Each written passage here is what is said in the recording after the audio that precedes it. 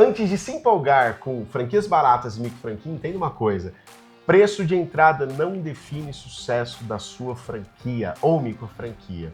Tem negócio que a longo prazo vai valer mais a pena para você se você investir mais no começo.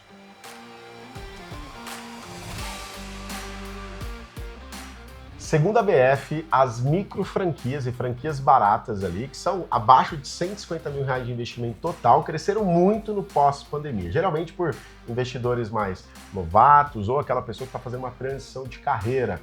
Isso é um indicador importante para você entender que em 2020 esses investidores iniciantes começaram a, de fato, buscar o seu próprio negócio. Porém, tem uma coisa que é importante você entender. Investimento abaixo de R$150 mil é considerado, pelo mercado de franquia, como micro franquias. Apesar de muitos momentos eles gerarem mais lucratividade do que as franquias, de fato, que são investimentos mais de R$150 mil, porém, pode ser uma cilada em alguns momentos para você. Por alguns fatores que eu trouxe aqui que eu queria que você anotasse aí, você que está olhando só para o investimento inicial. Primeiro que tem pessoas que não vão te contar sobre franquia barata, e é uma coisa atrativa, é bonito no ouvido assim, você ouvir, né? Franquias com 19.900, franquia com R$30 mil de investimento, com 25. Tem franquia que a taxa é R$9 mil, gente. E não tem problema nenhum, mas tem uma coisa oculta, disfarçada nessa barreira de entrada, quando ela é muito baixa. Primeiro que a margem tende a ser apertada. Eu estou trazendo tende porque na funil de vendas, por exemplo, eu subi a taxa de franquia de tal forma que ela é uma franquia barata, mas a taxa de franquia hoje é o preço de R$60 mil aí, só para você ter ideia no investimento inicial. E meus franqueados falam que é a mentoria mais barata que eles já investiram na vida deles. E eu poderia estar ali cobrando R$10 mil e de fato ter 200 franqueados. Por que eu não faço isso? Porque eu teria que de alguma forma aumentar muito meu custo operacional e a margem desse franqueado seria reduzida e também eu desqualificaria a rede, eu colocaria muita gente para dentro no começo. Então, questão tudo de estratégia. Mas para você, candidato à franquia, sua margem na maioria dos negócios são muito apertadinhas, que 2, 3 meses de falha, você perde toda a lucratividade do ano. Segundo que, dependência de volume, então você tem que vender muito. E não é porque você tem uma franquia barata que você vai ter pouco trabalho, não, você vai trabalhar muito, e isso é ótimo também. Mas, imagina, você ficar vendendo um produto ali, um serviço, que vai gerar para você poucos 100, 200 reais ali por venda de lucro, imagina.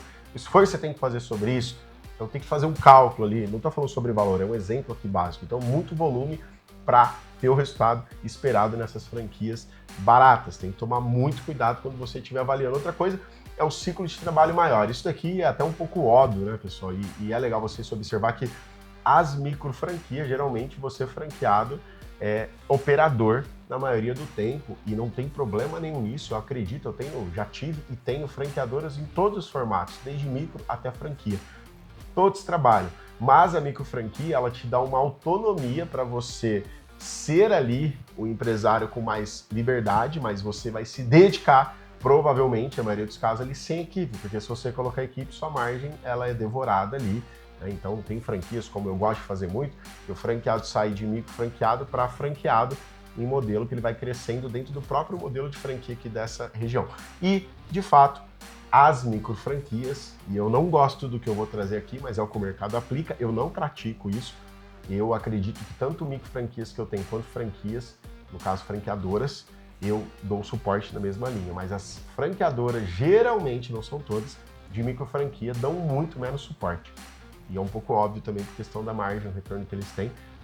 E eles falam de autonomia do franqueado, mas a maioria não vai conseguir se sustentar por falta de suporte, que é um risco gigantesco. Então, importante você não olhar só para o que você está investindo, né, pessoal? Porque uma coisa que custa para mim abaixo de R$20 mil, que não tem problema nenhum, tem que ter um risco ali, uma probabilidade também, do tanto você vai estar ganhando.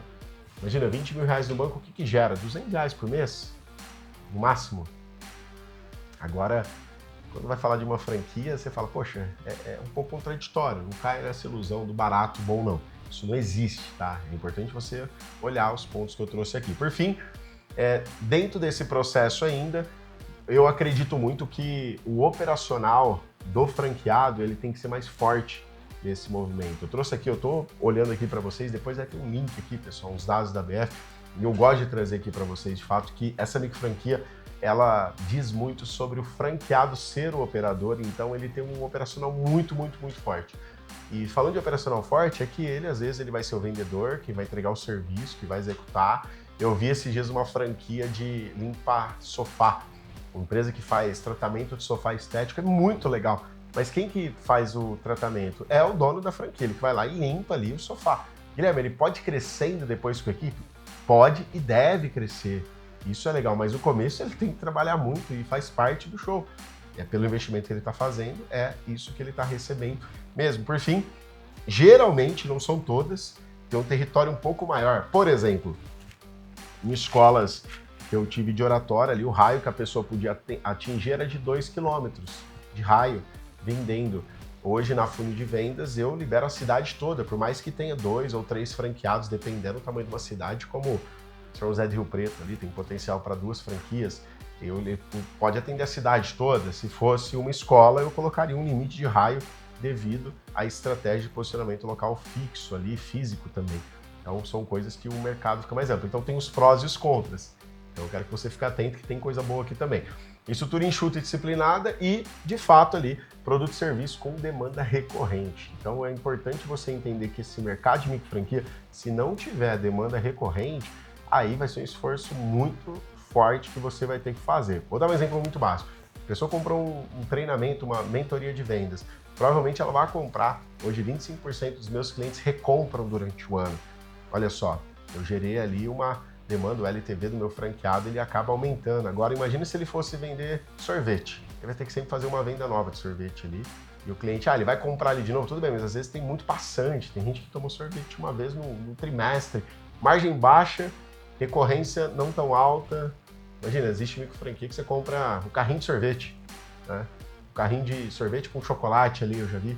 Então tem que tomar muito cuidado. E quem que carrega o carrinho? O franqueado, não tem problema nenhum. Então avalie isso. Barato nem sempre é o melhor para você, mas se seu perfil for operador, tá tudo certo também, né, pessoal? E de fato, eu acredito que quando você for escolher essa franquia mais robusta ali, né, você tem um projeto de vida maior, você tem capacidade de reinvestimento e estrutura comercial mais sólida. Ou seja, a micro franquia, ela te dá suporte, ela tem que te dar. Mas quando você escolhe um investimento de uma franqueadora ali, que de fato tem franquia acima de R$150 mil de investimento, ou é micro franquia, mas tem outros produtos que vai fazer com que você tenha um investimento maior, provavelmente você vai conseguir crescer e escalar o seu projeto aí, tendo mais sucesso.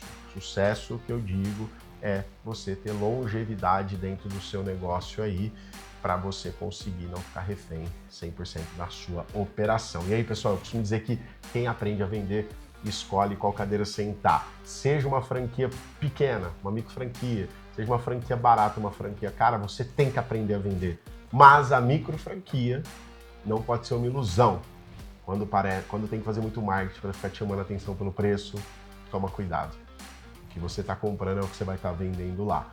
Aprenda a vender e, de fato, você vai ter muito sucesso com a sua franquia, seja pequena ou grande. E nos próximos vídeos eu vou trazer para vocês aqui tendências, para você entender um pouco mais um detalhe. Inclusive, os links que eu estou colocando aqui vai falar um pouco sobre as tendências de micro franquia no Brasil pós-pandemia. Se você quer continuar se aprofundando nesse assunto, já deixa esse vídeo salvo para você voltar aqui e avaliar antes de assinar qualquer contrato.